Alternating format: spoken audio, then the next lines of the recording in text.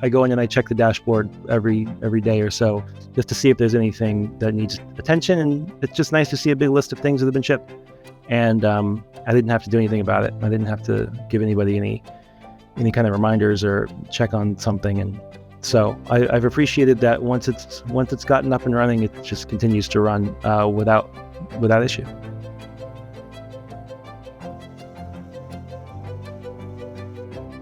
Sure. Yeah, I'm David Malki. I'm the Director of Product Development at Cut, and we are a video company based in Seattle, Washington. And we have an e-commerce department, which I head, which sells some of our products that we have made based on our videos. So we have a fan base that is buying things from us, and we have a single source of, or we had a single source of distribution for our e-commerce products, which was Cory's warehouse in Oregon. And they've been a good partner for us for lots of reasons, e-commerce and B2B both.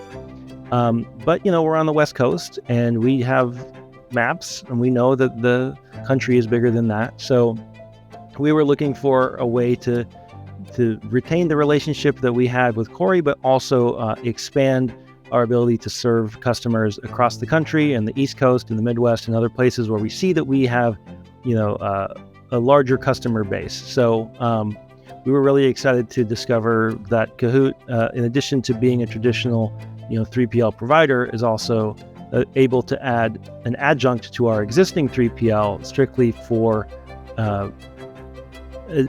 expanding into different geographical areas and allowing us to serve customers closer to where they live, meaning less travel time for their packages and also less postage costs because it's traveling less distance. So that was really the big key thing that attracted us to Cahoot, was the ability to maintain our existing relationship and then just sort of add on to it.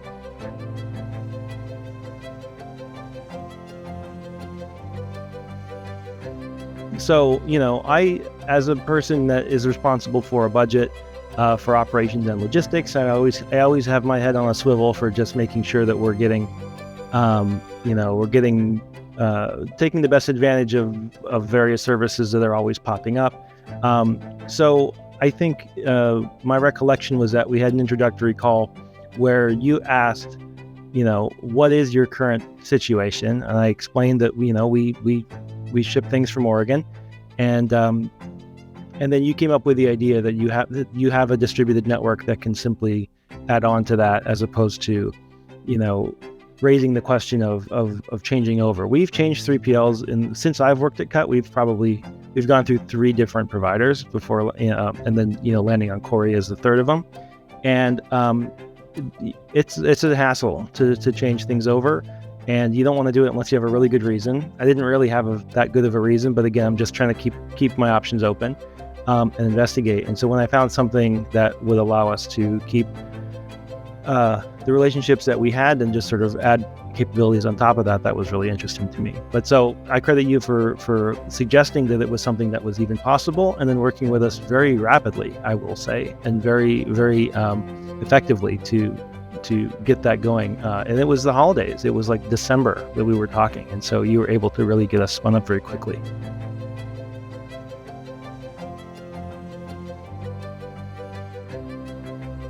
My name is Cory Casoni. I'm a co-founder and one of the owners here at CRWN Studios.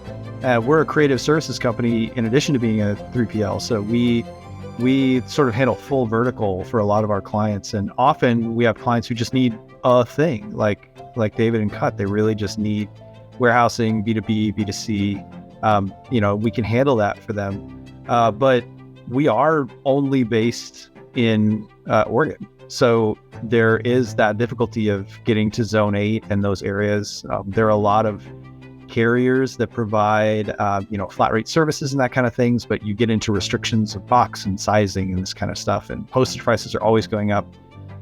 We actually have some partner warehouses outside of the United States, which is not uncommon for a lot of 3PLs, but within the US, it's harder than you would imagine to find other companies that are willing to work with you that are similarly structured and priced and that kind of stuff. So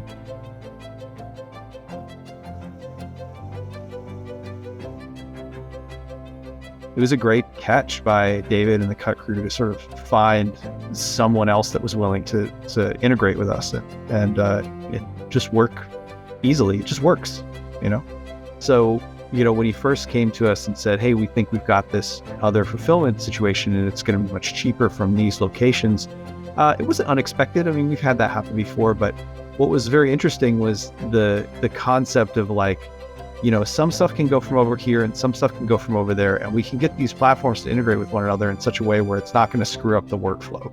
Because we have tried in the past to work with multiple 3PLs, and then my team just becomes kind of middle management, and we really like to be hands-on. So it's nice to not have to middle manage the outside spokes that we're not a part of, and still be hands-on with the pieces that we are a part of. So it's a great, it's been great. It was unexpected to have anybody that was willing to try it. It's not a thing you hear a lot of here.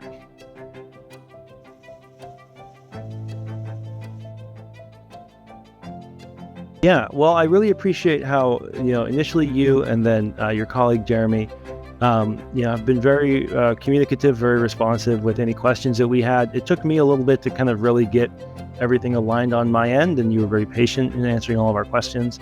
And since then, as we've had questions or things have come up, Jeremy, our account manager, has been very responsive. So I feel like there's, whenever there's something that I'm unclear about, or I just don't know how to do something, I've always felt like I could get the answer pretty easily, and things have worked out, basically seamlessly. Like, the promise of this has always been, okay, you do this, it's going to make your life easier, and I think that's true.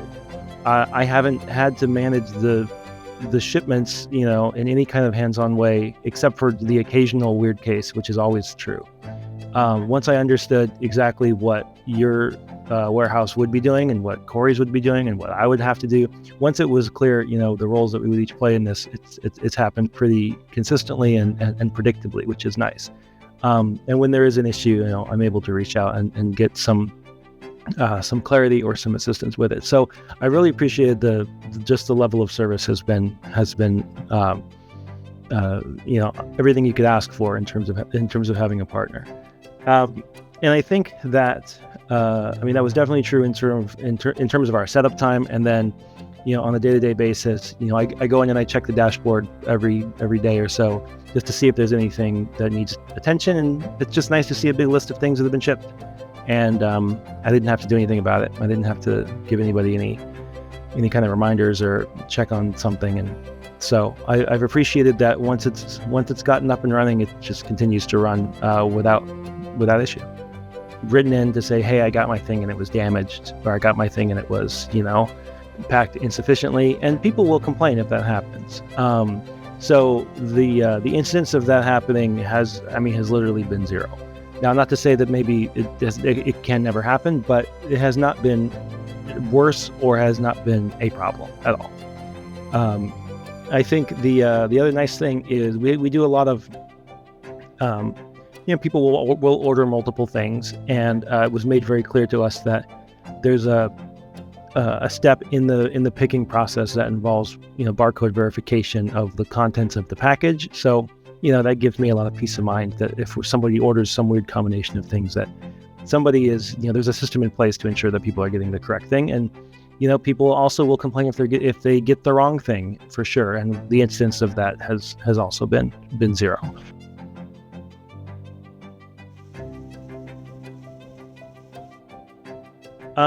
So the objectives in question, everybody who is in e-commerce wants to deliver things cheaper and faster and more reliably. Like, that's just true of everybody.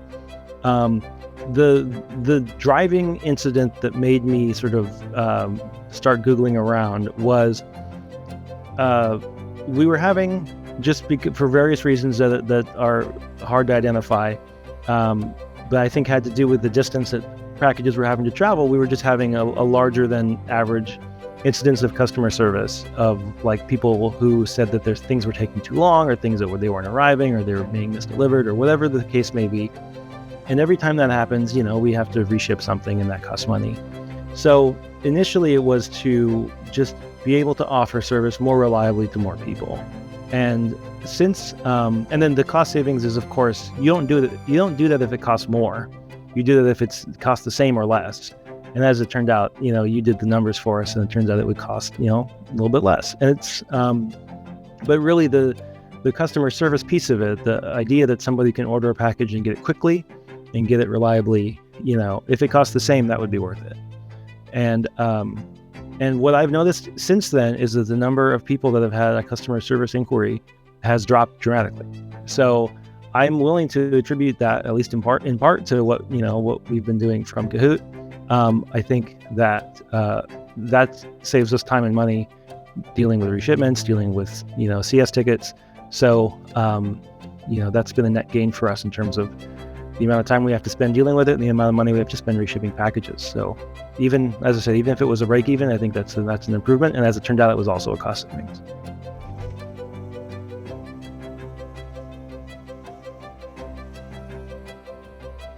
The issue that we always have when it comes to partner warehouses, anything that is not just building another warehouse in a different part of the country or in a different country entirely, the issue is always the middle. Like, how do I make sure that warehouse is doing its fulfillment and doing it the same way and up to the standard that we have? And and to David's point, the further a package has to travel, the more opportunities there are for something to go wrong. And if something goes wrong, then that comes back up the chain, and now my team has to deal with it, and then that can get backed up, and then it just becomes this back and forth of the thing. So the issue is always like, where is somewhere else we can ship through and we trust that it's just going to function without us just becoming permanent middle managers, or without me having to hire somebody who does nothing but check all the time. Is this shipped? Is this going from here? Is it going from the right place? So I think the first thing that we had with Cahoot when we started working with you is that ability to just, there's a back end, we log in, it tells us what to ship, and then we can also see what's shipping from elsewhere. And I think that works great for David too, because he can say to me, hey, can you look at this package was supposed to ship from over here, and something maybe is a little weird with it. Can you ship it from over there? Or he can talk to Jeremy and say the same thing in reverse. So having the ability to have two warehouses in different places, and for us to be able to just kind of make it function without a lot of hands-on interaction, I think that was my biggest concern going in, and ended up not being an issue at all. I mean, just your backend stuff just works, which is great.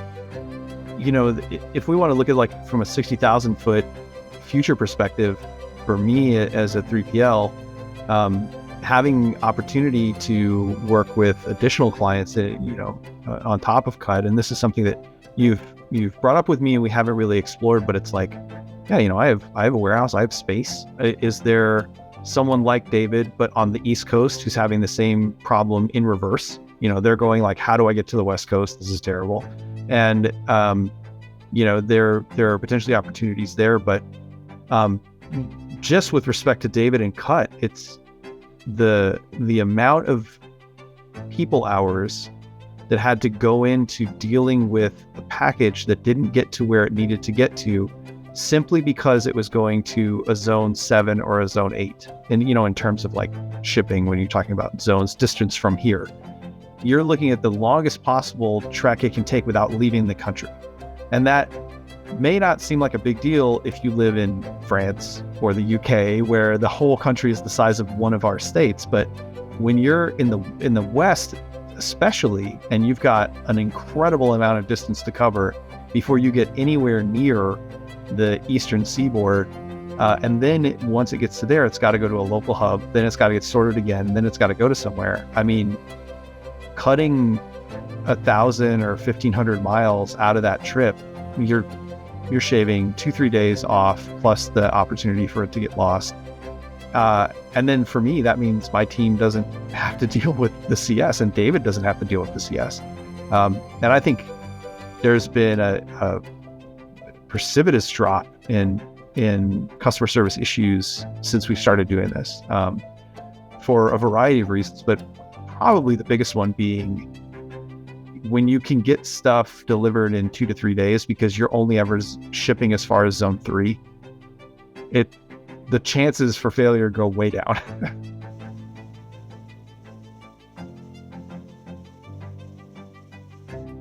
Yeah, well, in our case is definitely specific because the fact that we are using Cahoot in the way that we are, which is as an adjunct. Like, I was very leery at anything that would require us to sort of undo something that was working well, and I only want to make a big move if I'm confident that it's going to be something that's going to be advantageous. For my goals and for my business. And so in my recollection is that the attitude that your team took was like, let's just try it a little bit, and then we can unwind anything that, if it doesn't work, you're still where you are. You're not committing to anything that is you can't stop doing, because you're not leaving your existing relationships. You're just adding capabilities on top of your existing relationships. And then if it sucks, then then you don't have to do it anymore. And that seems like a very reasonable thing to risk for me. And as it turned out, it didn't suck. So, I think that flexibility, the willingness to be, accommodating of what our sort of concerns and business priorities were, which is to say we can't disrupt what we're doing. We can't, do things that are going to cause new problems that we don't have now. It has to only solve problems and not cause problems. I think that was a nice. It was nice that was how it worked. People were willing to be very helpful, and we got everything set up, and we had no hiccups that were not easily solved. So, that's the kind of thing you want every service to be, a thing that helps you and doesn't make new problems and ends up being better than you. Yeah. There's definitely other fulfillment services out there that use distributed networks, right? And then depending on who you talk to, that's either a great idea or a terrible idea. When it comes to inventory management, like obviously distributed networks can be very complicated. And there was nobody that we found that was willing to work with our existing service. There's definitely people who said, like, we'll take it over for you and, become your fulfillment, network. And again, that was a leap I had no need to take, and nor was I willing to risk. So, the idea of, and my understanding of how Cahoot works is like, it's people like Cory. It's people with other small businesses, located around that are interested in doing good work and interested in, a high level of service. So, I really got the feeling that it was a sort of a hand-picked network of people that were reliable, as opposed to simply another warehouse full of people who just, were interested in scale more than interested in the high level of service.